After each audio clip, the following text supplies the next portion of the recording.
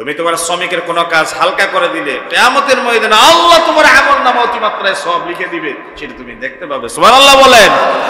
কাজ হালকা করে দিবেন, জোরপূর্বক কাজ চাপিয়ে দিবেন না। 7 নাম্বার, শ্রমিকের গায়ে হাত তোলা বা তাকে গালিগালাজ করা থেকে বিরত থাকতে হবে। শ্রমিকের গায়ে হাত তোলা যাবে না যত অন্যায় করে।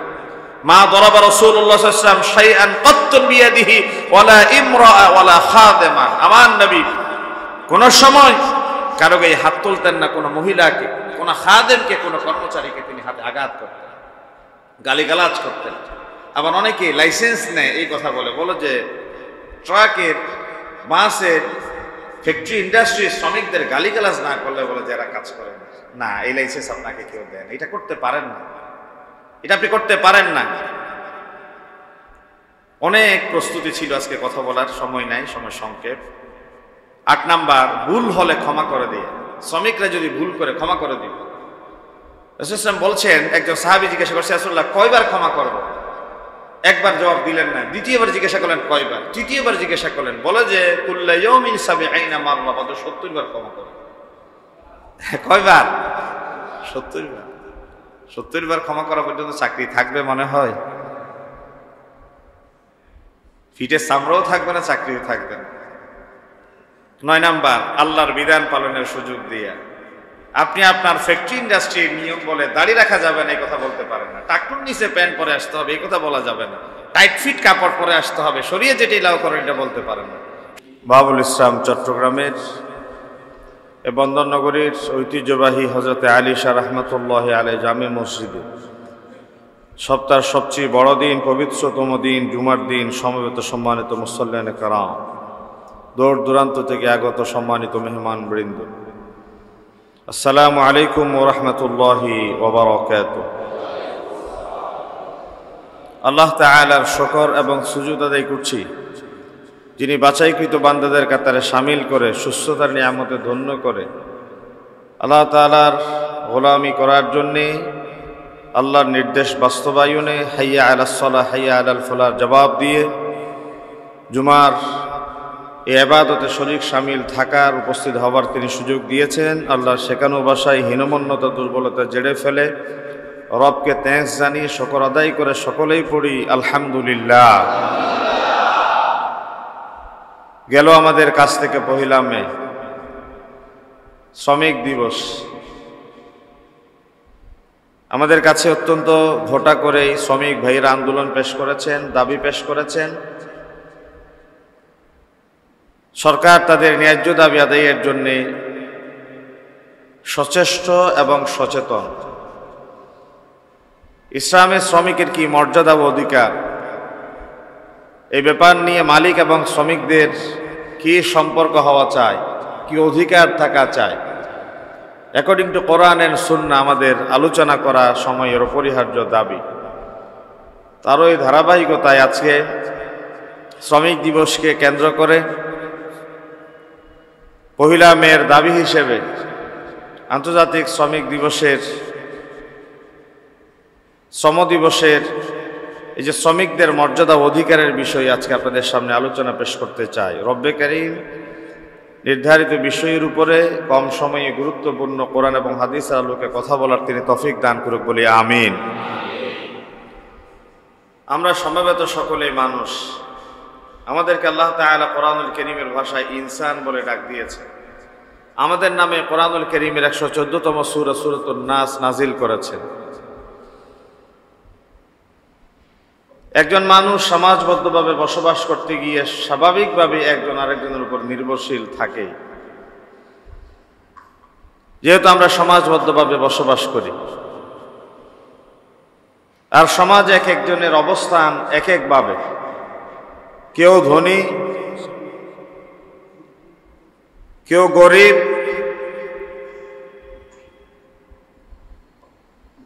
কেউ মালিক, কেউ শ্রমিক। সমাজে আমাদের অবস্থান ভিন্ন ভিন্নভাবে, আমরা এক একজনকে এক একভাবেই দেখতে পাই। পাশাপাশি মানুষের রয়েছে বংশগত, গোত্রগত আলাদা আলাদা একটা পরিচয়। এই বংশগত, গোত্রগত যে আলাদা পরিচয়, পেশাগত দিক থেকেও তাদের ভিন্ন ভিন্ন পরিচয় রয়েছে, কে কোন গোত্রের, কে কোন বংশের। এই পরিচয়ের পাশাপাশি তিনি কি করেন, এটা তার অন্যতম বড় একটা পরিচয়। তবে এইসব পরিচয়ের ভিন্নতা আল্লাহ তাআলার কাছে মর্যাদার তেমন একটা বিবেচনায় আসে না। কোরআনুল কারীম আল্লাহ রাব্বুল আলামিন মানুষের মর্যাদা কিভাবে নিরূপণ করা হবে, কিসের ভিত্তিতে মানুষের মর্যাদা অধিকার প্রতিষ্ঠিত হবে, চমৎকার ভাবে কোরআনুল কারীমের সূরাতুল হুজুরাতে তিনি আয়াত নাযিল করে বলেন, ইয়া আইয়ুহান নাস ইন্না খালাকনাকুম মিন যাকারিন ওয়া উনসা وجعلناكم شعوبا وقبائل لتعارفوا إن أكرمكم عند الله أتقاكم إن الله عليم خبير বলি আল্লাহু আকবার। আল্লাহ রাব্বুল আলামিন এক মানব আর এক মানবী আদম এবং হাওয়ার ভেতর দিয়ে তোমাদের সকলকে তিনি সৃষ্টি করলেন এবং বিভিন্ন কবিলায় বিভিন্ন গোত্র তোমাদেরকে বিভক্ত করে দিলেন। তামাম কায়নাতের ভেতরে মাগরিব থেকে মশরিক, জুনুব থেকে শামালের সৃষ্টিরাজির ভেতরে আমার আল্লাহর কাছে সবচেয়ে সেই দামি যার ভেতরে তাকওয়ার মাত্রা বেশি, তাকওয়ার পর্যায়, তাকওয়ার অবস্থান যার বেশি, আল্লাহ তাআলার কাছে তার মর্যাদাও সবচেয়ে বেশি। কে কোন গোত্রের, কে কোন বংশের, কার পেশা কি, আল্লাহ তাআলার কাছে পেশা, বংশ, মর্যাদার তারতম্য সৃষ্টি করতে পারে।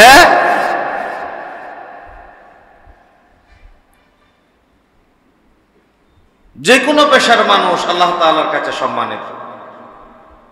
রিকশাওয়ালা, ঠেলাওয়ালা, কুলি দিন মজুর, শ্রমিক, মিল, ফ্যাক্টরি, ইন্ডাস্ট্রি, কারখানার স্টাফ, কর্মচারী, কে কোন পেশায় নিয়োজিত সেটা আল্লাহ তাআলার কাছে বিবেচ্য নয়। আল্লাহ তাআলার কাছে বিবেচনার বিষয় যার ভেতর আল্লাহর ভয়, খশিয়ত ইলাহি, তাকওয়া, হালালকে গ্রহণ, হারামকে বর্জন করার চেতনা আছে।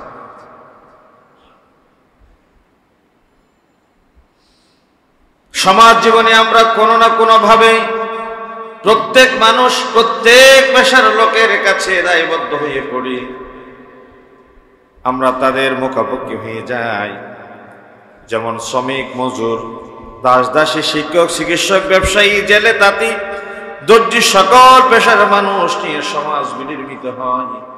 সুতরাং একজন মালিক তার শ্রমিকের নিকট তিনি মুখাপেক্ষি হয়ে থাকেন, একজন শ্রমিক তিনি তার আর্থিক স্বাবলম্বী হওয়ার জন্য মালিকের প্রতি মুখাপেক্ষি হয়ে থাকেন। যিনি গাড়ির মালিক, রিপেয়ারিং এর জন্য তিনি শ্রমিকের দায়বদ্ধ মুখাপেক্ষি হয়ে থাকেন। মিল, ফ্যাক্টরি, ইন্ডাস্ট্রি, কারখানার মালিক তিনি তার উৎপাদনের জন্য শ্রমিকের মুখাপেক্ষি হয়ে থাকেন। আবার শ্রমিক, কর্মজীবী মানুষ যারা তাদের দুমুঠো অন্যের জন্যে, তাদের রিজিকের তালাশের জন্য মালিকের অর্থনীতির কাছে তিনি ধারস্থ হন, মুখাপেক্ষি হন। এই জন্য সমাজবদ্ধভাবে যে তোমাদের বসবাস, সমাজের উঁচু শ্রেণী, নিচু শ্রেণী, প্রত্যেক মানুষের কাছে মুখাপেক্ষি। এই জন্য কেউ কাউকে ছোট করে দেখার সুযোগ নাই, আছে? কোরআনুল কারীম আল্লাহ রাব্বুল আলামিন বলেন, ওয়াল্লাহু ফাদ্দালা বা'দাকুম আলা বা'দিন ফির রিজক। রিজিকের মাধ্যমে একজনকে আরেকজনের উপর আমি আল্লাহ মর্যাদা দিয়েছি। নাহনু কাসামনা বাইনাহুম মাঈশাতাহুম ফিল হায়াতিদ দুনিয়া ওয়া রাফা'না বা'দাহুম ফাওকা বা'দিন দারাজাতিন লিয়াত্তাখিযা বা'দুহুম বা'দান সুখরিয়া। সম্পদের এই বন্টন করেছেন কে? কাউকে সম্পদশালী করেছেন, কাউকে অভাব অনটনে দিয়েছেন। সম্পদশালীদেরকে পরীক্ষা করেন তিনি সম্পদের যথার্থ ইউটিলাইজ করে কিনা, গরিবদের হক আদায় করে কিনা। আর গরিবদেরকে পরীক্ষা করেন তিনি সবর করেন কিনা, ধৈর্য ধারণ করেন কিনা। সম্পদশালীদের উপরে পরীক্ষা প্রপারলি ডিস্ট্রিবিউশনের, গরিবদের অধিকার গরিবদের পরীক্ষা সবরে। শ্রম ও শ্রমিকের মর্যাদা কিভাবে নির্ণীত হবে সেই বিষয়টা একটু আমরা আলোচনা করি। ইসলামে মালিক এবং শ্রমিকের কি অধিকার থাকবে সুনিপুণভাবে সুনির্দিষ্টভাবে বর্ণিত হয়েছে। ইসলাম শ্রম ও শ্রমিকের সর্বোচ্চ মর্যাদা দিয়েছে। ইসলাম ঘোষণা করেছে ফরজ ইবাদতের পাশাপাশি মানুষের অন্যতম ফরজ ইবাদত হলো সে যেন হালাল উপায়ে জীবিকা উপার্জন করে। হালাল উপায়ে জীবিকা নির্বাহ করা নামাজ যেমন ফরজ, রোজা যেমন ফরজ, হজ যেমন ফরজ, যাকাত যেমন ফরজ, হালাল উপায়ে ইনকাম করাও তেমন আরেকটি ফরজ। হালাল উপায়ে জীবিকা অন্বেষণ করে ইসলাম উত্তম ইবাদত হিসেবে রাসূলুল্লাহ ঘোষণা করেছেন। কোরআনুল কারীম আল্লাহ রাব্বুল আলামিন সালাত আদায়ের পরে তারা যেন হালাল রিজিকের জন্য মাঠে ময়দানে ছড়িয়ে পড়ে সেই নির্দেশনাও দিয়ে দিয়েছেন। فَإِذَا قُضِيَتِ الصَّلَاةُ فَانتَشِرُوا فِي الْأَرْضِ وَابْتَغُوا مِنْ فَضْلِ اللَّهِ وَاذْكُرُوا اللَّهَ كَثِيرًا لَعَلَّكُمْ تُفْلِحُونَ। নামাজ যখন শেষ হয়ে যাবে তোমরা জমিনে ছড়িয়ে পড়ে এবং আল্লাহর অনুগ্রহ তালাশ করো। ওয়াবতাগু মিন ফাদলিল্লাহ, এখানে ফদল শব্দের অর্থ রিজিক। ফদল শব্দের অর্থ কি? রিজিক। আমরা মসজিদে প্রবেশ করার সময় পড়ি আল্লাহুম্মা আফতাহ লি আবওয়াবা রাহমাতিক। অর্থ কি? আল্লাহ, আল্লাহুম্মা, হে আল্লাহ, ইফতাহ লি, আমার জন্য তুমি খুলে দাও, আবওয়াবা, দরজাসমূহ, রাহমাতিক, তোমার রহমতের। তাহলে মসজিদের ভিতরে প্রবেশ করলে কি পাওয়া যায়? বলেন না, রহমত পাওয়া যায়। মসজিদের ভেতরে প্রবেশ করলে কি পাওয়া যায়? রহমত পাওয়া যায়। আর মসজিদ থেকে বের হওয়ার সময় বলি আল্লাহুম্মা ইন্নী আসআলুকা মিন ফাদলিক। মসজিদ থেকে বের হওয়ার সময় আমরা রবের কাছে তালাশ করি ফদল। রবের কাছে কি চাই? ফদল। আল্লাহুম্মা ইন্নী আসআলুকা মিন ফাদলিক। এই যে কোরআনুল কারীমের সূরা জুমুআর আয়াতে আল্লাহ রাব্বুল আলামিন বলেছেন ওয়াবতাগু মিন ফাদলিল্লাহ, তোমরা নামাজ শেষ আল্লাহর কাছে ফদল চাও। ফদল মানে রিজিক। ফদলের অনেক অর্থ আছে। ফদল মানে অনুগ্রহ, ফদল মানে দয়া, ফদল মানে রিজিক, ফদল মানে আল্লাহর মেহেরবানি। এখানে ফদল এই যে মসজিদে এসেছে রহমতের জন্য, মসজিদেও বাইরেও আল্লাহর রহমত আছে।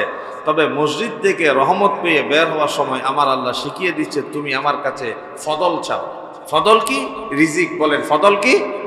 রিজিক। আল্লাহুম্মা ইন্নী আসআলুকা, আল্লাহ তোমার কাছে চাচ্ছি, মিন ফাদলিক, কিছু ফদল।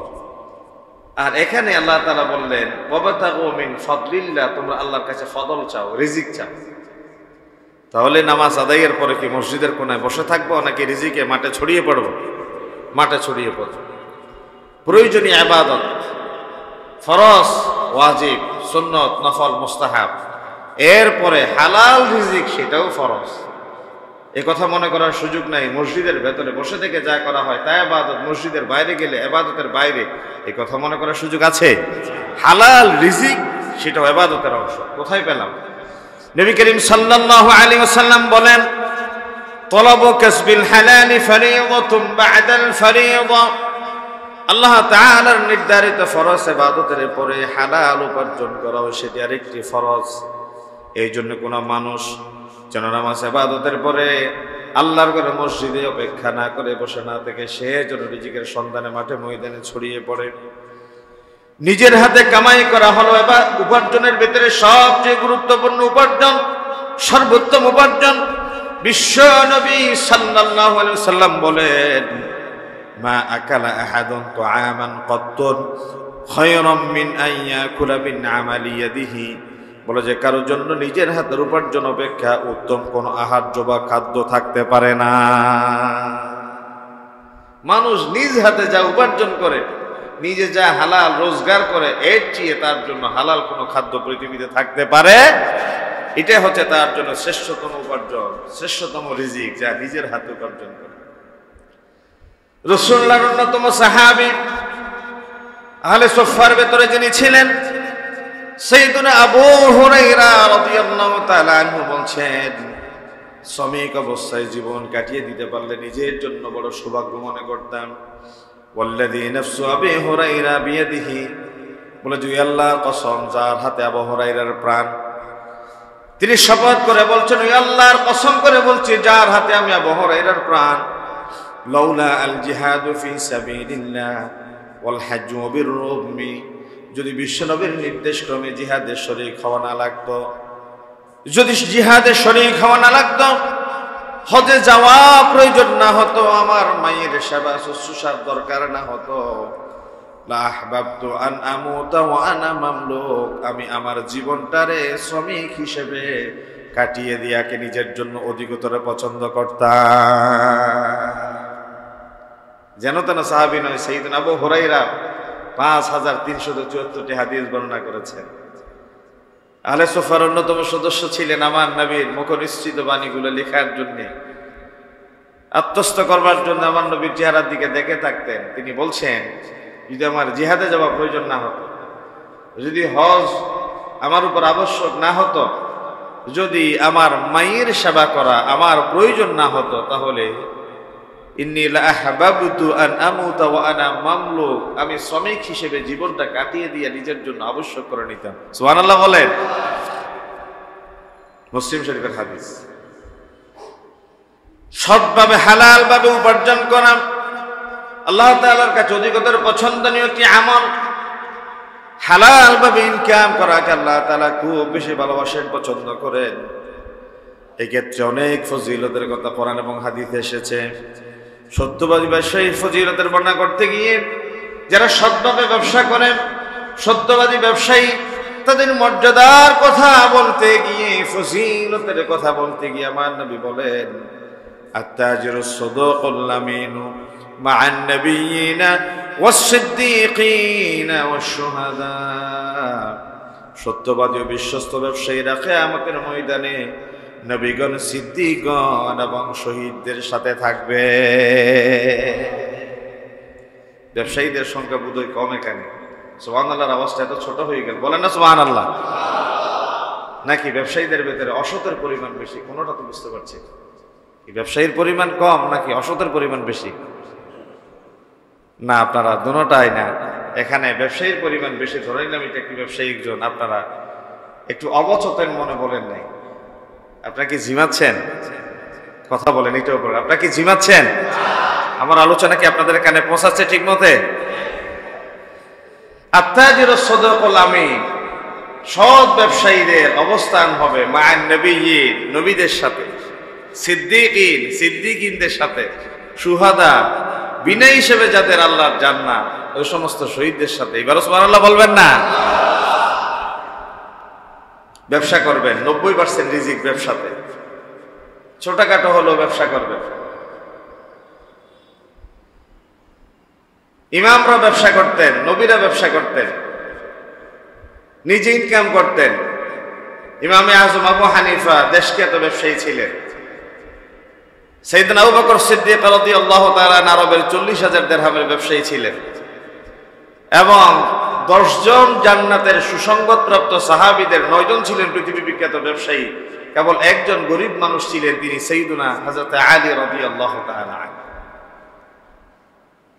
আর যারা ব্যবসায়ী, অনেকাংশেই দ্বীনকে জমিনে টিকিয়ে রাখবার ক্ষেত্রে তারা গুরুত্বপূর্ণ ভূমিকা পালন করে। মসজিদ মাদ্রাসা বিনির্মাণে, এতিম অসহায় বিধবাদের কর্মসংস্থানে, পুনর্বাসনে আমার ব্যবসায়ী ভাইদের ভূমিকা উল্লেখযোগ্য। তাদের দানের হাত প্রসারিত আছে বলে এখনো আমাদের ভিক্ষুকরা রাস্তায় রাস্তায় দাঁড়িয়ে হাসি মনে বিকালে তারা ঘরে ফিরতে পারে। যদিও ভিক্ষাবৃত্তিকে আমার নবী নিরুৎসাহিত করেছে। শ্রম ব্যয় করে জীবিকা নির্বাহ করা সেটা নবীগণের সুন্নাত। শ্রম ব্যয় করে, শ্রম সেটা মেধা দিয়ে হতে পারে, কলম দিয়ে হতে পারে, কায়িক হতে পারে, চিন্তা দিয়ে হতে পারে, দর্শনে হতে পারে। শ্রম ব্যয় করে জীবিকা নির্বাহ করা সেটা অলমোস্ট নবীদের সুন্নাত। পৃথিবীর শ্রেষ্ঠতম মহামানব হলেন নবিয়ুনা ওয়া সাইয়্যিদুনা ওয়া কায়িদুনা ওয়া কুদওয়াতুনা ওয়া হাবিবুনা মুহাম্মাদুর রাসূলুল্লাহ সাল্লাল্লাহু আলাইহি ওয়াসাল্লাম এবং অন্যান্য নবীগণ আদর্শের শিরোমণি যুগ যুগ সঙ্গে নবী আলাইহিস সালাম জমিন আগমন করেছেন, প্রায় সকলেই শ্রম দিয়েছেন, তারা শ্রমিক হয়েছেন, শ্রমিক ছিলেন, কাজ করেছেন। শ্রমিক শব্দটিকে এই জন্যই কখনো অবহেলা বা অসম্মানের দৃষ্টিতে দেখা যাবে না। শ্রমিকদেরকে কি অসম্মান করার কোনো সুযোগ আছে? যেহেতু নবীরা শ্রম দিয়েছে। নবী করিম সাল্লাল্লাহু আলাইহি ওয়াসাল্লামকে সাহাবায়ে কেরামরা প্রশ্ন করলেন, বিশ্বনবী বললেন, মা বাআসাল্লাহু নাবিয়্যান ইল্লা রাআল গনাম। প্রত্যেক নবীকে আল্লাহ রাব্বুল আলামিন জমিনে রাখাল হিসেবে একটা কাজ করিয়েছেন, ছাগলের দায়িত্ব পালন করেছেন। ফাকাল আসহাবুহু, সাহাবায়ে কেরামরা জিজ্ঞাসা করলেন, ওয়া আনতা ইয়া রাসূলুল্লাহ, আপনি নবীও কি ছাগলের রাখাল হিসেবে কি জমিনে দায়িত্ব পালন করেছেন নাকি ছাগল চড়িয়েছেন নাকি? বিশ্বনবী জবাব দিলেন, কুনতু আরআহা আলা কারারিত লিআহলি মক্কা। তিনি হ্যাঁ সূচক জবাব দিয়ে বলেছেন, আমি কয়েক কেরাতের বিনিময়ে মক্কাবাসীদের কাছে ঘরে আমি ছাগল চড়িয়েছি, অর্থাৎ কয়েক দিরহামের বিনিময়ে আমি জমিনে মক্কাবাসীদেরকে ছাগলের রাখাল হিসেবে দায়িত্ব পালন করেছি। জগতের শ্রেষ্ঠ সোনার মানুষ বিশ্বনবী মুহাম্মদুর রাসূলুল্লাহ সাল্লাল্লাহু আলাইহি ওয়াসাল্লাম তিনি সব দিয়েছেন। সুতরাং যারা শ্রমিক কর্মচারী, যারা দিনে এনে দিনে খায়, যারা মানুষের কাজ করে, কামলা দেয়, তাদেরকে অসম্মান অমর্যাদা করার কোনো সুযোগ ইসলামে আর রাখে না। শ্রমিকদেরকে অসম্মানের দৃষ্টিতে দেখার কোনো সুযোগ আছে? তাদেরকে ছোট করে দেখার, অসম্মানের দৃষ্টিতে দেখার সুযোগ নেই। হযরত দাউদ আলাইহিস সালাম কি কাজ করতেন সরাসরি কোরআনুল কারীমের আয়াত দিয়ে আমার আল্লাহ জানিয়ে দিলেন, ওয়া আল্লামনাহু সানাআতা লাবুসিল লাকুম লিতুহসিনাকুম মিন বাসিকুম ফাহাল আনতুম শাকিরুন। বলে আল্লাহু আকবার। আমি দাউদ আলাইহিস সালামকে জমিনে বর্ম নির্মাণ করার শিক্ষা দিয়েছিলাম।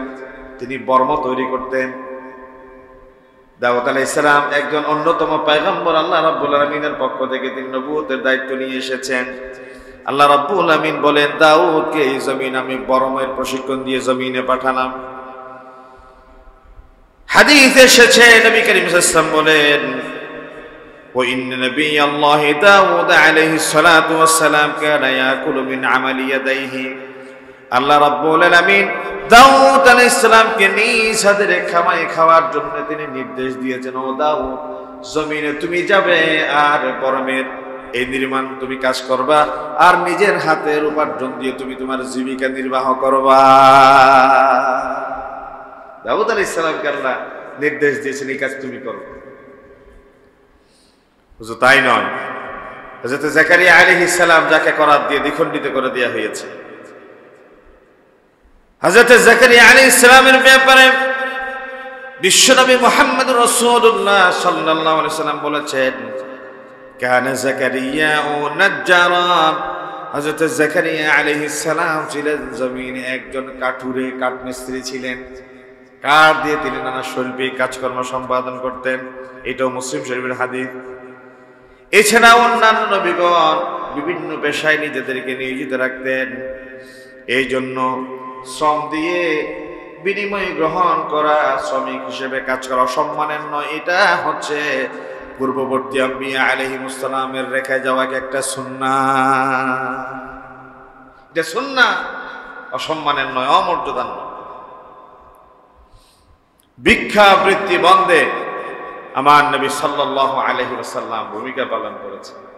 যারা ভিক্ষা করে, মানুষের কাছে চেয়ে নেয়, রাসূলুল্লাহ নিষেধ করেছেন এই কাজের চেয়ে নিকৃষ্ট আর কোনো কাজ হতে পারে না। সুস্থ সবল কর্মক্ষম মানুষ তিনি অবশ্যই কাজ করে খাবেন, জীবিকা নির্বাহ করবেন। এই জন্য কোনো ছোট বাচ্চাদেরকে পারতপক্ষে আমরা ভিক্ষা দিব না। যদিও রাসূলুল্লাহর কাছে চাওয়ার পরে তিনি খালি হাতে কখনো ফেরত দিতেন না, নিজের কাছে প্রেস্টিজিয়াস ইস্যু মনে করতেন। তবে ভিক্ষাবৃত্তি বন্ধের জন্য এই কথা এই প্রচলন রাখা দরকার যে যুবকদেরকে, সুস্থদেরকে আমরা ভিক্ষা দিব না। কারণ তারে যদি ভিক্ষা দিয়ে এখন পঙ্গুত্বের পথে পা বাড়াতে সুযোগ করে দিই, তাহলে জীবনটারে সে ভিক্ষাবৃত্তি হিসেবে গ্রহণ করবে, ঠিক না? এই জন্য ভিক্ষাবৃত্তিকে আমরা নিরুৎসাহিত করব, কাজ দিবেন তাদের। যাকাত যাদের উপর ফরজ হয়েছে, আপনারা বাছাই করে আপনার আত্মীয় স্বজন থেকে 3 জনকে 2 জনকে এই বছর 5 লাখ টাকা 10 লাখ টাকা দিয়ে সেলাই মেশিন কিনে দিয়ে 10টা সেলাই মেশিন দিয়ে বসাই দিবেন। মেয়েদের ব্লাউজ সেলাই করুক, মেয়েদের 3 পিস সেলাই করুক, টুপি বানাক, আমার ছেলেদের আকর্ষণীয় কত কাপড় চোপড় তারা তৈরি করুক।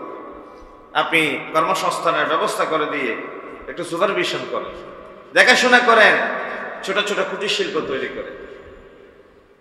একদিন আপনি হয়ে যেতে পারেন তাদের শ্রম আর আপনার ফরজ যাকাত বিনিয়োগ করার মাধ্যমে এই দেশ একটি উন্নত সমৃদ্ধশালী রাষ্ট্রে পরিণত হতে পারে। পারে না? আমরা 10 টাকা 20 টাকা 100 টাকা 1000 টাকা যাকাত দিলাম, এই রাস্তা দিয়ে দিলে ওই রাস্তা দিয়ে আসার সময় শেষ। এভাবে না দিয়ে আপনি আপনার আত্মীয় স্বজনের ভেতর থেকে 2 জনকে বাছাই করেন, আমি 2 জনকে দিই, আরেকজন 2 জনকে দেন। 1000 মানুষ, আমরা 2000 জনকে টার্গেট করি, 2000 জন 4000 জনকে টার্গেট করি। আমি বলছি না যে আপনার ভোলার মানুষ বন্দর টিলায় এসে যাকাত দিয়ে দরকার নেই, আগ্রাবাদের মানুষ পতেঙ্গায় এসে যাকাত দিয়ে দরকার নেই। দিলে যে হবে না তা নয়, হবে, কিন্তু আপনার আত্মীয় স্বজনের হক আদায় করতে গিয়ে আত্মীয়তার হকও আদায় করেন, যাকাতও আদায় হয়ে গেল। একসাথে দুটো সওয়াব, আত্মীয়কে যাকাত দিলে, আত্মীয়কে সদকা দিলে। তো আপনার আত্মীয়দের ভেতর থেকে যে এই বছর মেয়ে বিয়ে দিতে পারে না, মেয়ে বিয়ে দেওয়ার জন্য অর্ধেক দেন, বাকি তা পানের দোকান দেওয়ার জন্য অর্ধেক দেন। ঘরের চাল, টিন, ছোট একটা পাখা ঘর তারা বিনির্মাণ করে দেন, যেন আগামী বছর সে বাড়ি বিনির্মাণের জন্য মসজিদে মসজিদে ভিক্ষা করার সুযোগ না। ইসলাম দারিদ্র্য বিমোচনে যাকাতের ভূমিকার পক্ষে কথা বলতে গিয়ে এইভাবে এই যাকাতের মাধ্যমে আমরা দারিদ্র্য বিমোচন করতে পারি। আর যারা এই বছর যাকাত দেন নাই, যারা যাকাত দেন নাই, আপনাকেই বলছি, জুমার নামাজ 2 রাকাত ফরজ। কেউ যদি জুমার নামাজের 1 রাকাত আদায় করে তিনি অর্ধেকে বের হয়ে যান, তার কি 2 রাকাত জুমার নামাজ আদায় হবে? ঠিক 2 রাকাত জুমার নামাজের 1 রাকাত বা একটা সিজদা অবশিষ্ট রেখে বা তাশাহুদ শেষ না করে তিনি যদি উঠে যান, যেমনি তার জুমার নামাজ আদায় হয় না, তেমনি আপনার 1,50,03,220 টাকা যেখানে যাকাত এসেছে, 1,50,220 টাকা যেখানে যাকাত এসেছে, 20 টাকাটা না দিয়ে মানে হচ্ছে আপনি তাশাহুদের পরে সালাম না ফিরিয়ে মসজিদ থেকে বের হয়ে যাবেন।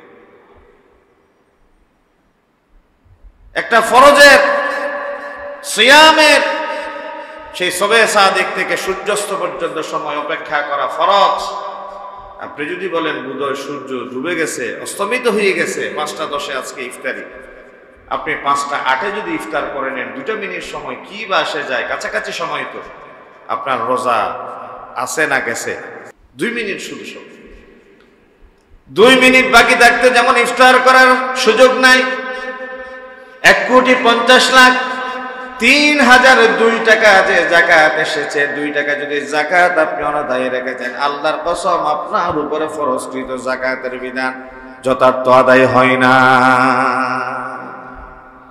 যে পরিমাণ শিল্পপতি কোটিপতি আমাদের দেশের মিলিয়নিয়ার বিলিয়নিয়ার আছে, তারা যদি যথার্থভাবে শুধু তাদের আত্মীয় স্বজনের ভেতরে যাকাত দিত, আমার মনে হয় বাংলাদেশ 3য় বিশ্বের নিম্ন স্তরের যে তলাবিহীন ঝুড়ি বলে আমাদেরকে মানুষ ব্যঙ্গ করে, বিগত সরকার তো বারে বলেছিল আমরা মধ্যময়ের দেশে পরিণত করে বলে, ব্যাংক, বিমা, হসপিটাল, ব্রিজ, কালভার্ট খেয়ে চোষা বানিয়ে বিদেশে পাচার করে রাতারাতি আঙ্গুল ফুলে কলগাছ হয়ে গিয়েছে, ঠিক না?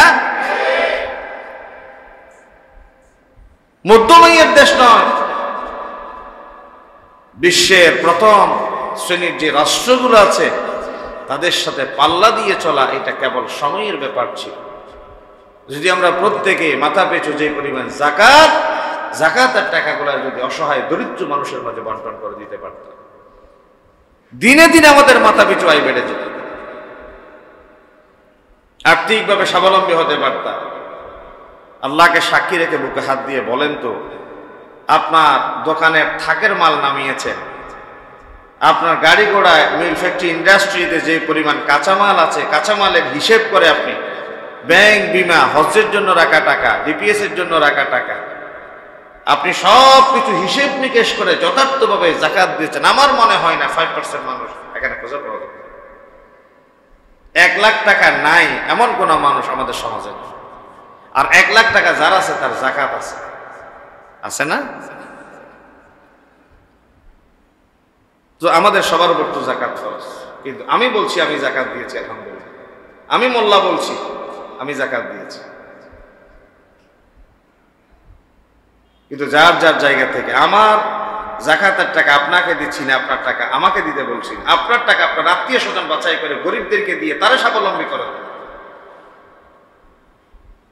সে আগামী বছর জন্য বাকি আর 2 জনকে দিয়ে স্বাবলম্বী করে দিতে পারে, এর পরের বছর যেন সব বাকি 2 জনকে দিয়ে স্বাবলম্বী করে দিতে পারে। এভাবে ধারাবাহিকতা চলতে থাকুক। আপনার বলই আত্মীয় স্বজনের ভেতরে এমন কেউ না থাকুক যে শহরে আসলে আপনার দারোয়ান যদি জিজ্ঞাসা করে, স্যার উনি কে, এসেছে আপনার বাবা, এসেছে আপনার ভগ্নিপতি, এসেছে আপনার চাচা, যেন আপনাকে চাচা পরিচয় না দিয়ে সার্ভেন্ট বলতে না। অনেক কোটিপতিকে আমরা চিনি, চাচা লুঙ্গি পরে এসেছে, চাচা স্যান্ডেল পরে এসেছে, চাচা গায়ে দামি একটা জামা নাই, এই জন্য তার বন্ধু মহলে, আত্মীয় স্বজনের কাছে, পরিচিত জনের কাছে সে চাচা পরিচয় দেয় না, সে তার কর্মচারী পরিচয় দেয়, আছে না? আপনি তার ভাগ্যের চাকা ঘুরিয়ে দিতে পারেন চাইলে, কিন্তু দেন না। ওই যে স্যার ডাক শোনার জন্য, জি হুজুর বলে সামনে ওইলিং করা দেখার জন্য আপনার আশপাশ যারা আছে তাদেরকে নিয়ে আপনি বোট ক্লাবে গিয়ে খান, তাদের কাছে গিয়ে আপনি আগ্রাবাদ হোটেলে নিয়ে যান, তাদেরকে সাথে জি হুজুর যারা করে তাদেরকে পিছনে পিছনে ঘুরান, কিন্তু আপনার বোনের হকটা আপনি আদায় করেন। আপনার ভাই রিক্সা চালায়, আপনার ভগ্নিপতি মারা গেছে, ভাগিনারা বিদেশে যাওয়ার জন্য সে বিমান ভাড়া জোগাড় করতে পারেন, আপনার কাছে বারবার ফোন দিয়ে রিসিভ করেন না। কুলি দিন মজুর শ্রমিক, আপনার নিকট আত্মীয়, তার ফোনটা দেখে ভ্রুকুঞ্চিত করে বিরক্তি সুরে আপনি রেখে দেন। 10 বার ফোন দেওয়ার পরে একদিন খবর আসলো চিকিৎসার অভাবে ধুকে ধুকে মারা যাওয়া ওই বুড়িটা যে আপনার কাছে সাহায্যের জন্য বারে ফোনে বিরক্ত করেছিল, ওই বুড়িটার একদিন মন চাইলো তারা দেখতে যাবেন। রাস্তায় বেরিয়ে গ্রামে ফোন দিলেন, ভাই আমার ওই চাচিটা কেমন আছে? উপাস থেকে বিট করে বলে, সে তো গত পরশুদিন আমাদের সবাইকে কামিয়ে চলে গেছে, সে তো আর পৃথিবীতে নাই। আপনাকে যেদিন ফোন করেছিল হসপিটালে রিলিজ নেওয়ার সময় সে বিল দিতে পারতেছিল, মারা যাওয়ার পরে অ্যাম্বুলেন্সে করে নিয়ে যাওয়ার গ্রামের ভাড়া ছিল না তার। কি হতো 10,000 টাকা তারা দিলে?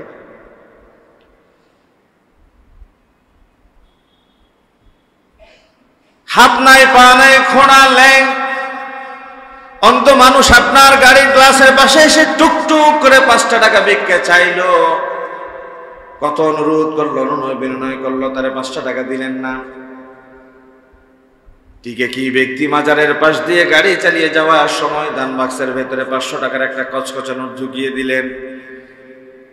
এখন আপনি জবাব দেন, হাত নাই, পা নাই, খোঁড়া ল্যাং অসহায় দৃষ্টিহীন মানুষের ক্ষুধার যন্ত্রণা দূরীকরণের জন্য টাকার প্রয়োজন নাকি মারা যাওয়া? মাজার তৈরি করে ভিক্ষা বৃত্তিকে পেশা হিসেবে গ্রহণ করে যারা মাজারের খাদেম বনে গেল, যাদের কোনো কর্ম নাই, যাদের কোনো পেশা নাই, ওই সমস্ত পেশাদার ভিক্ষুকদের পেট চালানোর জন্য টাকা দরকার। কি জীবিত মানুষের টাকার দরকার নাকি মৃত মানুষের মাজারে টাকা দরকার? বলেন না কার দরকার, জীবিত না মৃত? জীবিত মানুষের টাকা দরকার, দিলেন না। আর মৃত মানুষের মাজারের পাশ দিয়ে যাওয়ার সময় 500 টাকার কচকচে নোটটা ঢুকিয়ে দিলেন। আপনি তো বলেছেন জীবিত মানুষের ক্ষুধা নিবারণের জন্য, অন্ন, বস্ত্র, শিক্ষা, চিকিৎসা, বাসস্থানের জন্য টাকা দরকার, তারা দিলেন না। আর দান বাক্সের ভেতর যৌক্তিকভাবে টাকা দিয়ে দিলেন। যে মানুষটা আলিশা মসজিদের সামনে চিকিৎসার অভাবে, খাদ্যের অভাবে ধুকে ধুকে মরছিল, আপনার কাছে হাত পাতল, আপনি দিলেন না। ট্রাফিক সিগন্যালে আপনার ক্লাসের সামনে দাঁড়ানো, ঝিড়কি দিলেন, গলা ঝাড়ে দিয়ে কথা বললেন, তাড়িয়ে দিলেন, কাজ করতে পারো না, শ্রম দিতে পারো না, এই কথা বলে তারে তাড়িয়ে দিলেন। আপনি পতেঙ্গা থেকে আবার ঘুরে যাওয়ার সময় দেখলেন ওই জায়গায় একজন মানুষ কাপড় মুড়ি দিয়ে তারে মানুষ শুয়ে রেখেছে। এখন 1 টাকা 5 টাকা তার কাপড়ের উপর মানুষ ছুঁড়ে মারে। যাওয়ার সময় 5টা টাকা প্রয়োজন মতো পেলে সে খেতে পারতো, ক্ষুধা নিবারণ করতে পারতো। আসার সময় মানুষটা জীবিত না, এখন লাশের উপরে 1টা 2টা 5টা 10টা টাকা মানুষ ছুঁড়ে মারে। আপনি তো বললেন এখন টাকা কি জীবিতের দরকার নাকি মৃত মানুষের দরকার? জীবিত থাকতে তো দিলেন না, মৃত মানুষের লাশের উপরে কোন টাকা ছুঁড়ে মারছেন? এই জন্য বলছি বাবা, আত্মীয় স্বজনের খোঁজ খবর নেন, যাকাত নামক ফরজ বিধান আদায় করেন, দারিদ্র বিমোচনের পক্ষে ভূমিকা রাখুন। এই জমিনে একজন অসহায় গরিব মানুষ নীরবে নিবৃত্তে যে হাঁড়ি পাতিলে পানির ভেতরে পাথর দিয়ে সন্তানদের গভীর রাতে ক্ষুধা নিবারণ করার জন্য যে অভিনয় করছে, একজন অভিনয় করা মা সন্তানদেরকে পাথর নেড়ে নেড়ে পাতিলের ভেতরে বলছে খাবার আসবে, খাবার রেডি হবে, তোমরা ঘুমাও, ঘুম থেকে উঠলে খাওয়ানো হবে। হযরত ওমর বলছে, ও মা, তুমি যে অভিনয় করলা, কিয়ামতের ময়দানে আল্লাহ রাব্বুল আলামিনের সামনে যদি মামলা দায়ের করো, নালিশ করো, আমি ওমরের খেলাফতকালীন সময়ে তোমার প্রশ্নের জবাব দেওয়ার কোনো ভাষা ওমরের থাকবে না। ওমর কোনো জবাব দিতে পারবে না। তুমি হাড়ির ভেতরে পাথর নেড়ে নেড়ে তোমার সন্তানদেরকে মিথ্যা সান্ত্বনা দিচ্ছ, খাবার রেডি হচ্ছে, ঘুমাও। আর সন্তানটা চিৎকার করে চেঁচামেচি করছে, মা খাবার দাও, ক্ষুধার যন্ত্রণা সইতে পারছে। ফিলিস্তিনের ওই বুভুক্ষ সন্তান এক ডেক্সি খিচুড়ি সামনে নিয়ে গেলে হুমড়ি খেয়ে পড়ে। একটা টুকরা পাউরুটি খাওয়ার জন্য তারা জীবনের মায়া ছেড়ে দিয়ে খোলা মাঠে দৌড়তে,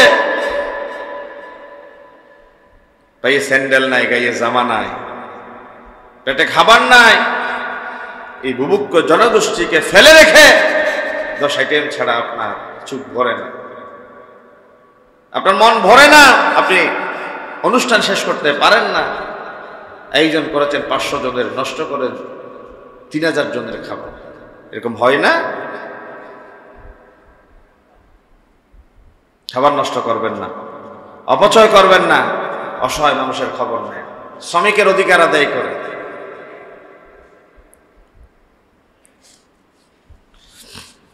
নবী করিম সাল্লাল্লাহু আলাইহি ওয়াসাল্লাম বললেন,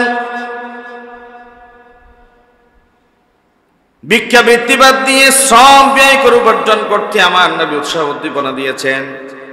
ওয়াল্লাযী নাফসি বিয়াদিহি লাআন ইয়াখুযা আহাদুকুম হাবলাহু ফায়াহতাতিবা আলা যহরিহি খায়রুন লাহু মিন আন ইয়াতিয়া রাজুলান ফায়াসালুহু। যার হাতে আমি মুহাম্মদ সাল্লাল্লাহু আলাইহি ওয়াসাল্লামের জীবন, তার কসম করে বলছি, তোমাদের মধ্যে কারো রশি দিয়ে কাঠ সংগ্রহ করে পিঠে করে বয়ে এনে আর কোন লোকের কাছে ভিক্ষা চাওয়ার চেয়ে অনেক বেশি মূল্যবান। রশি দিয়ে বেঁধে কাঠ কেটে উপার্জন করা আর কারো কাছে ভিক্ষা করার চেয়ে এই কষ্ট 1000 গুণ বেশি আল্লাহর কাছে তোমাদের জন্য বেশি পছন্দের কাজ। একজন আনসারী সাহাবী নবী করিম সাল্লাল্লাহু আলাইহি ওয়াসাল্লামের কাছে এসে ভিক্ষা চাইলেন। আমার নবী তারে ভিক্ষা বন্ধ করার পরিবর্তে ভিক্ষা বন্ধ করার জন্য স্থায়ীভাবে ইনকামের পথ দেখিয়ে দিয়ে তারা উল্টো প্রশ্ন করলেন, তোমার ঘরে কি আছে? তিনি বললেন, ইয়া রাসূলুল্লাহ, আমার ঘরে একটি কম্বল এবং একটি বাটি আছে, নিয়ে আসো। তিনি কম্বল এবং বাটিখানা নিয়ে আসলেন। আমার নবী 2 দিরহাম দিয়ে কম্বল এবং বাটিখানা বিক্রি করে 2 দিরহাম ওই আনসারী সাহাবীর হাতে দিয়ে বললে, 1 দিরহাম দিয়ে তোমার পরিবারের জন্য রিজিকের ব্যবস্থা করো।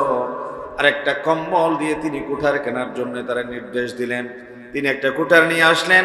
হাদিসে আসছে, আমার নবী কুঠার নিয়ে আসার পরে নিজের পবিত্র হাতে একটি হাতল লাগিয়ে দিলেন এবং বললেন, যাও 15 দিন যেন তোমারে না দেখি।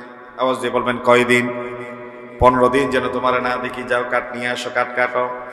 ওই সাহাবী 15 দিন পর্যন্ত আসলেন না।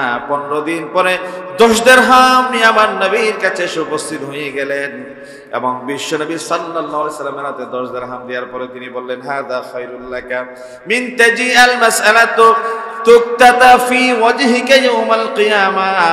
ভিক্ষা করে বেড়ানোর চেয়ে কাজ তোমার চেয়ে অধিকতর উত্তম, কারণ ভিক্ষার কারণে মুখমণ্ডলে একটা বিশ্রী কালো দাগ থাকতো, ভিক্ষার কারণে একটা কালো দাগ তোমার শরীরে পড়ে যেত। এই জন্য ভিক্ষা করার চেয়ে পরিশ্রম করে উপার্জন করা একজন মানুষের জীবনে বড় সম্মানে। মানুষের কাছে হাত পাতার চেয়ে নিজে রোজগার করে ইনকাম করে খায়। শ্রমিকের অধিকারের ব্যাপারে ইসলাম চমৎকার কথা বলেছে। শ্রমিকের কি কি অধিকার আমি একেবারে সংক্ষেপে ইন ব্রিফ আমি আপনাদের সামনে উপস্থাপন করছি। নাম্বার 1, সাধ্যের বাইরে তাদেরকে কাজ চাপিয়ে দেওয়া যাবে না। একজন শ্রমিক যিনি আপনার কাছে শ্রম দিচ্ছেন তাকে এমন কোনো কঠিন কাজ চাপিয়ে দিবেন না যা তার সাধ্যের বাইরে। নবী করিম সাল্লাল্লাহু আলাইহি সাল্লাম বললেন, ওয়ালা ইউকাল্লাফু মিনাল আমালি ইল্লা মা ইউতিক। শ্রমিককে সাধ্যের বাইরে কোনো কাজ কষ্ট দেওয়া যাবে না। আর হযরতে শুআয়ব আলাইহিস সালামের কাছে মুসা কালিমুল্লাহ গেলেন। ওই যে একজন কিপ্তিকে হত্যা করে ফেরাউনের প্রাসাদ থেকে মুসা পালিয়ে সৌদি আরবের বর্ডার মাদায়েন পর্যন্ত চলে গিয়েছিলেন। আর মাদায়েনের জন্য আল্লাহ রাব্বুল আলামিন মুসা কালিমুল্লাহর শ্বশুর শুআয়ব আলাইহিস সালামকে নবী বানিয়ে পাঠালেন। তিনি সব ঘটনা খুলে বললেন। শুআয়ব আলাইহিস সালাম বললেন, আমি তোমাকে আমার ঘরে শ্রমিক হিসেবে রাখতে চাই। বলে যে হ্যাঁ আমি থাকবো। তুমি চাইলে 10 বছর থাকবা অথবা 8 বছর থাকতে পারো। এরপরে তিনি বললেন, ওয়ামা উরিদু আন আশরুকা আলাইক সাতাজিদুনি ইনশাআল্লাহু মিনাস সালিহিন।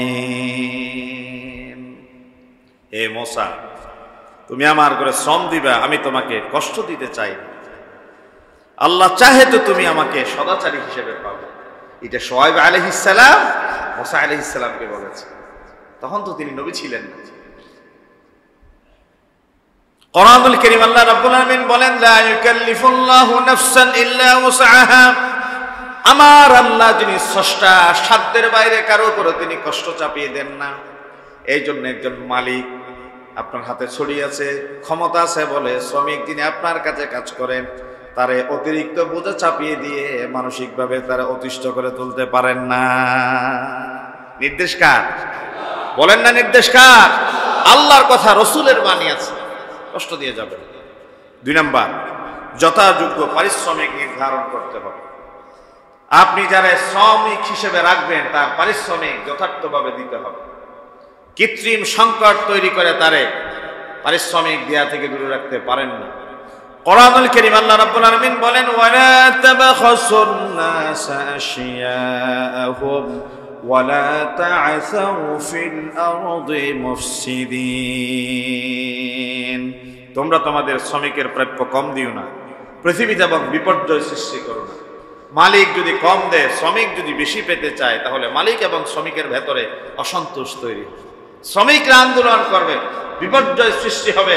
আর আমার আল্লাহ বলছেন, তোমরা শ্রমিকের পারিশ্রমিক কম দিও না, যেন তার ভেতর অসন্তোষ সৃষ্টি হয়, মাঠে ময়দানে রোড ঘাট ব্লক করে একটা চলাফেরার উপর তোমাদের বিশৃঙ্খল পরিবেশ সৃষ্টি হয়। 3 নাম্বার, যথাসময়ে পারিশ্রমিক পরিশোধ করা।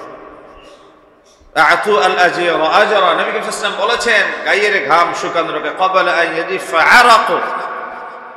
আপনার কাছে শ্রমিক কাজ করেছে, আপনি তার এই কথা বলতে পারেন না, ব্যাংক বন্ধ, চেক রেডি নাই, আমি এই মুহূর্তে প্রস্তুত নেই। এমনও হতে পারে সারাদিন কাজ করে এই শ্রমিক আজকের উপার্জিত টাকা দিয়ে সে তার ঘরে পরিবার পরিজনের জন্য চাল ডাল নিয়ে যেতে পারে, ঠিক না? চাল ডাল নিয়ে যাওয়ার উপার্জন আজকের এই শ্রমিকের পারিশ্রমিক। সুতরাং আপনি তার কাছে ভিক্ষা করার জন্য আবার বাধ্য করবেন না, শ্রমিককে পারিশ্রমিক দিয়ে দেন। বিশ্বনবী বললেন, কিয়ামতের ময়দানে 3 ব্যক্তির বিরুদ্ধে আমি মামলা দায়ের করব। রাজুলুন নাআতা বি সুম্মা গাদারা। প্রথম নম্বর, যে ব্যক্তি আমার নামে শপথ করে, প্রতিশ্রুতি দেয় এবং পরে ওয়াদা ভঙ্গ করে। শ্রমিককে আপনি চুক্তি করে রাখলেন, ওয়াদা ভঙ্গ করলেন। বিশ্বনবী বললেন কিয়ামতের ময়দানে আমি তুমি মালিকের বিরুদ্ধে মামলা দায়ের করব। 2 নম্বর, ওয়ারাজুলুন বাআ হাররান ফাআকালা সামানাহু, কোন স্বাধীন লোককে বিক্রি করে যে মূল্য খায় আমি তার বিরুদ্ধে মামলা গ্রহণ করব। 3 নম্বর, ওয়ারাজুলুন ইস্তাজারা আজরান ফাস্তাওফা মিনহু ওয়া লাম ইয়াতি আজরাহু, শ্রমিক নিয়োগ করে কাজ আদায় করে দিল কিন্তু শ্রমের পারিশ্রমিক প্রদান করে না। শ্রমিক নিয়োগ করলো, শ্রমের পারিশ্রমিক দেয় না। বিশ্বনবী বললেন কিয়ামতের ময়দানে আমি নবী ওই মালিকের বিরুদ্ধে আল্লাহর দরবারে মামলা দায়ের করব। আমার নবী যদি মামলা দায়ের করে, বুখারীর হাদিস, বাঁচার কি কোনো সুযোগ থাকবে? সুতরাং সাবধান। 4 নাম্বার, শ্রমিকের উপর কোনো ধরনের জুলুম করা যাবে না। সময় মতো তার বেতন পরিশোধ করে দিতে হবে। সময় মতো বেতন পরিশোধ না করে এক প্রকার জুলুম। হাদিসে এসেছে মাতলুল গনি যুলমুন, ধনী ব্যক্তির ন্যায্য পাওনা পরিশোধ করতে গড়িমসি করা শ্রমিকের উপর বড় জুলুম। এটা হাদিসে এসেছে, আমার নবী বলেছেন, বুখারীর হাদিস। বিশ্বনবী বললেন ইয়া ইবাদি ইন্নী হারামতু যুলমা আলা নাফসি, এটা হাদিসে কুদসি, আমার আল্লাহ বলছেন জুলুম করা আমি নিজের উপরে হারাম ঘোষণা করলাম, এবং তোমাদের একজন আরেকজনের উপরে জুলুম করা আমি আল্লাহ হারাম ঘোষণা করলাম। ফালা তাযলামু, সুতরাং একজন আরেকজনের উপরে জুলুম করো না। জুলুম করা যাবে না মানুষের উপর। আমরা দেখতে পাই কোন ধরনের নোটিশ ছাড়া আপনার স্বার্থে আঘাত লেগেছে, অথবা শ্রমিক সচেতন, এই জন্য হঠাৎ করে তারা শ্রমিক ছাঁটাইয়ের কথা বলে তার জীবিকার উপর আপনি হাত দেন, এটা করা যাবে। কৃত্রিম সংকট তৈরি করে শ্রমিককে তার পারিশ্রমিক দেয়া থেকে বঞ্চিত করা যাবে না। চাকরির নিরাপত্তা নিশ্চয়তা দিতে হবে, ইসলাম বলেছে।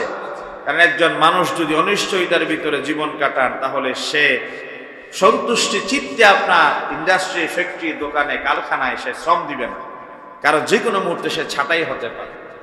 এই জন্য তারা আপনি নিশ্চয়তা দিবেন, তোমার সাথে আমার 10 বছরের চুক্তি, আনটিল ইউর ডেথ, মৃত্যু পর্যন্ত তুমি আমার এখানে থাকবে, যদি না কবিরা গুনাহ করো অথবা কোনো আত্মসাতের মতো বড় অন্যায় করো। বড় কন্ডিশন দিয়ে আপনি তারে নিশ্চয়তা দিবেন। নাম্বার 5, শ্রমিকের সাথে সুন্দর আচরণ করা, এটা শ্রমিকের আচরণ পাওয়ার দাবি এবং মালিক আচরণ করার দাবি। বিশ্বনবী বললেন লিল মামলুকি তুআমুহু ওয়া কিসওয়াতুহু, শ্রমিকের খাওয়া দাওয়া, পোশাক পরিচ্ছদ ব্যবস্থা করার দায়িত্ব মালিকের। বিশ্বনবী সাল্লাল্লাহু আলাইহি ওয়াসাল্লাম বললেন ফাতিমুহুম মিম্মা তাকুলুনা, তোমরা যা খাবে তাদেরকেও তা খাওয়াবে। ওয়ালবিসুহুম মিম্মা তালবাসুন, তোমরা যেই মানের পোশাক পরিধান করবে তোমাদের শ্রমিকদেরও একই পোশাকের ব্যবস্থা করবা। চমৎকার কথা বললেন। এবং নবী করিম সাল্লাল্লাহু আলাইহি ওয়াসাল্লামের একজন সাহাবী রাবিয়া বিন কাব রাদিয়াল্লাহু তাআলা আনহু রাসূল সাল্লাল্লাহু আলাইহি ওয়াসাল্লামের খেদমত করতেন। তিনি নবী করিম সাল্লাল্লাহু আলাইহি ওয়াসাল্লামের কাছে একদিন আসলেন। তিনি বললেন ইয়া রাবিয়া আলা তাতাযাওয়াজ, তুমি কি বিয়ে করবে না? নবী করিম সাল্লাল্লাহু আলাইহি ওয়াসাল্লাম তাকে বললেন ইনতালিক ইলা আলি ফুলান ইলা হাইয়্যিন মিনাল আনসার, অমুক আনসারী সাহাবীর কাছে যাও, তার উপযুক্ত মেয়েকে তোমার সাথে আমি বিয়ে বন্ধনে আবদ্ধ করে দিলেন, এই পয়গাম তুমি তার কাছে দিয়ে দাও। সুবহানাল্লাহ বলেন না।